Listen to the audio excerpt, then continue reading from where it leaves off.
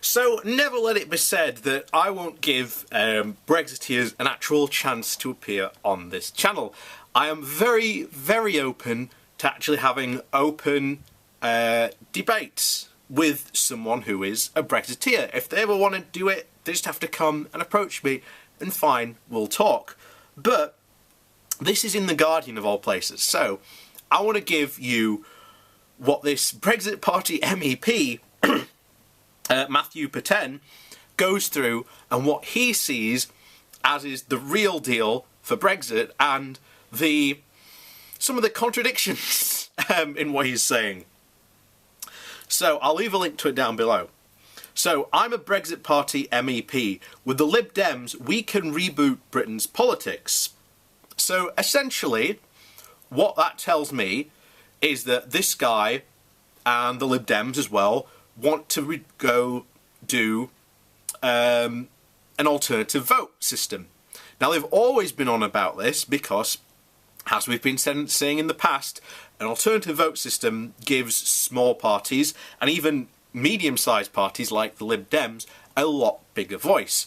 And under a alternative vote system, people like UKIP would have had roughly around about 13 MEPs, not MEPs, MPs.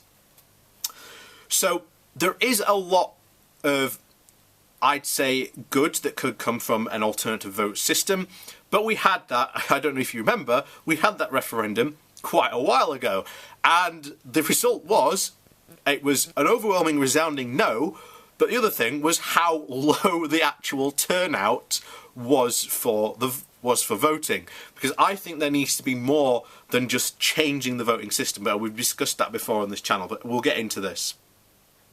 So, he starts off, "This is a story of hope and optimism. During the last European Parliamentary session in Brussels, I sat down with fellow British MEP over a coffee to discuss how we might work together to encourage a peaceful solution to the crisis in the Straits of Hormuz near Iran. We had each been contacted by the Foreign Office because of our membership of the European Parliament's delegation on relations with Iran. It's not a particularly influential body, but it does have a voice. However, what gave me hope was not the delegation, but the fact that my colleague in question was a Liberal Democrat. We may have diametrically opposing views on Brexit, but here we are striving to solve a problem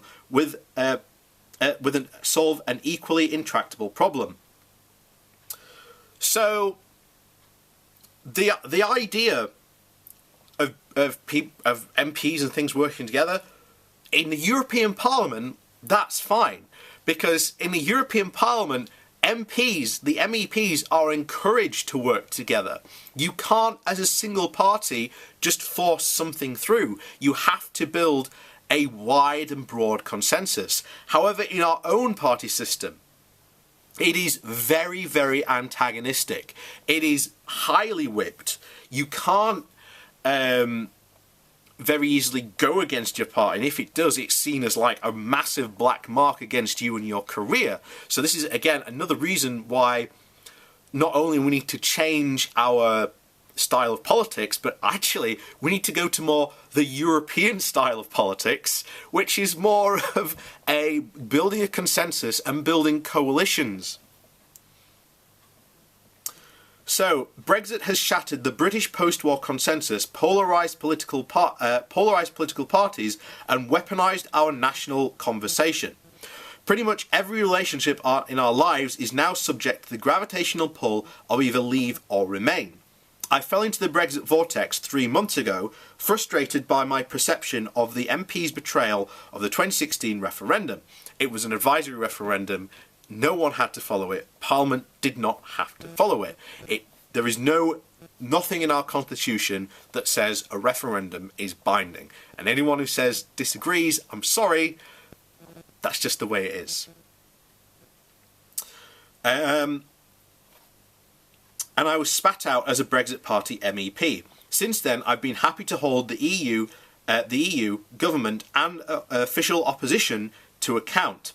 It's cost my family some lifelong friends, one of whom says he's never going to speak to that man again. Many of my former work colleagues in the third sector instinctively of the Remain persuasion can't get their heads around it. Now, here's the thing. I'm very open to speaking to people who hold a Brexit position. I want to actually do that more on this channel. I think we'd get a lot out of that, to be honest, and going forward with it. But again, we'll see. But it'd be very actually interesting to see what conversations he actually had and what he was actually saying. Because if he was just spouting the Brexit propaganda, then of course he's going to annoy people for Remain, because they're going to point out, why are you producing such ridiculous propaganda? Then, that's it. So, I'm not looking for sympathy, he continues with. My concern is what happens to our national psyche when it's all over. When we've left or remained, will it be like the morning after a particularly wild night before, when we all feigned amnesia and pretended nothing happened? Or will the ramifications of bad blood continue to fester? This is absolutely going to continue to fester. Make no mistake, either leave or remain. The hardcore Brexiteers are going to cry betrayal. And if we leave, you've only got to look at the massive, broad consensus of people that have come forward and even changed their minds in the convening years that have said, no, we'd rather remain. And you've only got to look at, as Brexiteers claimed, the economic cause. This quarter, our economy has shrunk. If this continues into the next quarter, the Bank of England has already said this basically declares we are in recession. And that is directly caused by Brexit. And particularly Boris Johnson saying that he's going to go for a no-deal Brexit.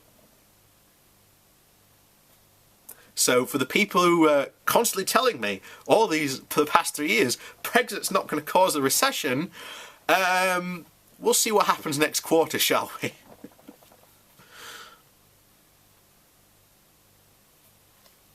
So neither of our two major political parties have thought much beyond the immediate crisis.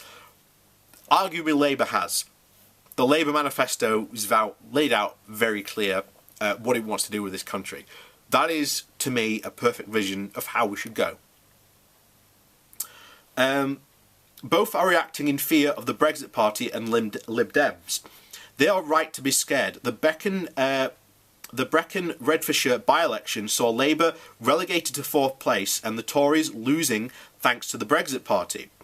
So, once again, as I've been saying since the very beginning, it does not matter the Brexit Party is back, because it's essentially UKIP 2.0.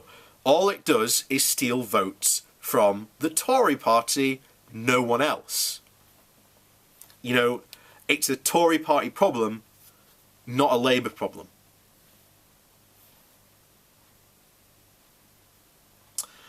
But if either think that there's any chance of Britain returning to its two-party duopoly, they're kidding themselves. So, he mentions obviously the recent by-election, but forgets that there were 2 other by-elections before that were both won by Labour. And most people had said, we went through the article at the time, that it's essentially a return to the status quo. Now, whether this new Brexit alliance actually happens, yeah, congratulations, you've had one victory, and I'm not going to knock it. But crunch time comes at the general election. That's when it's got to prove itself. So whether we leave or remain, post-Brexit Britain is going to look and feel different to where we are now. While the 2 major parties are engaged in the war over membership of the EU, neither is in good shape to win the peace that follows. Arguably, I'd argue that Labour is in a better place because of the policies that it wants to pursue. So Brexit is about much more than our relationship with the EU. It's about how we govern ourselves in the future.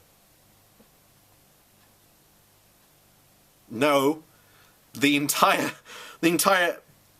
Brexit was all about the EU. It had nothing to do with the idea of how we govern ourselves in the future. We already governed ourselves. It's just that Brexiteers got it into their heads that somehow we didn't. But Parliament has always been a sovereign body, you know. So, for all the talk of one nation conservatism and national unity, Boris Johnson's one-dimensional government is locked and loaded on saving its own skin. The do or die is the only strategy open to a government that has spent 3 years negotiating against itself. And as we've said before, this has been a war basically played out by the Tory party and their civil war, essentially. That may be what's needed to lance the Brexit boil, but it's not a formula to engage the 48% who voted to remain, including many existing and potential supporters. The issue lies at the root of Jeremy Corbyn's problems. In moving forward a Remain agenda, he is turning his back on the 17.4 million Leave voters, including huge numbers of Labour supporters. That's not necessarily true. Again, take the two recent by-elections that I mentioned. Both were won by Labour, and both were in places that heavily voted to Leave, but both were Remain candidates. Again, he doesn't mention that. So, with a possible general election in view, both parties have been busy promoting, promising voters lots of new goodies to try and secure their support. But is it enough to heal the toxic Brexit divide, to reunite families, colleagues, communities and the union? I'm not a fan of proportional representation, but our first past the post system leaves many voters unrepresented. Our second chamber, the House of Lords, is way past its use-by date. The Yahoo politics of the Commons may be entertaining, but it's no way to run a 21st century democracy. The command and control relationship between Whitehall, devolved administrations, local government and civil society needs to be rebalanced. I agree, and, you know, there needs to be, we really need to look about how we actually go forward with the voting system, and I agree with him on that point.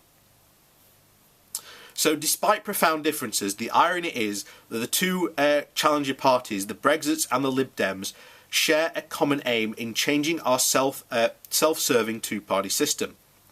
I believe the more we could force the issue once more, it's time to reboot our politics and bring the nation back together to rebuild trust in our democracy. Call me optimistic, but perhaps a coffee would be a good place to start.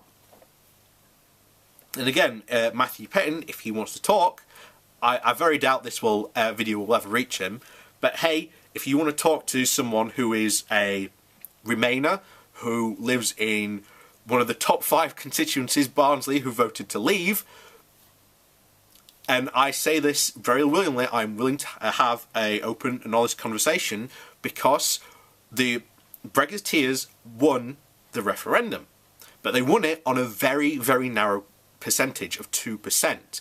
And at no point have the Brexiteers actually reached out to cross the aisle and to try and reconcile and reach out to the people who voted Remain.